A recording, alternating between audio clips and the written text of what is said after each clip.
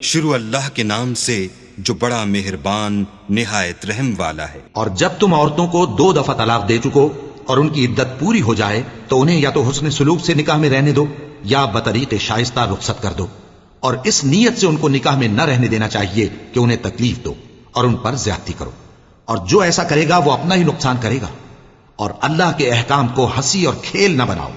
और अल्लाह ने तुमको जो नेमतें बख्शी हैं और तुम पर जो किताब और दानाई की बातें नाजिल की हैं जिनसे वो तुम्हें नसीहत फरमाता है, उनको याद करो और अल्लाह से डरते रहो और जान रखो कि अल्लाह हर चीज से वाकिफ है। और जब तुम औरतों को तलाक दे चुको और उनकी इद्दत पूरी हो जाए तो उनको अपने शौहरों के साथ जब वो आपस में जायज तौर पर राजी हो जाएं, निकाह करने से मत रोको। इस हुक्म से उस शख्स को नसीहत की जाती है जो तुम में अल्लाह और रोज़े आखिर पर यकीन रखता है। ये तुम्हारे लिए निहायत खूब और बहुत पाकीज़गी की बात है, और अल्लाह जानता है और तुम नहीं जानते।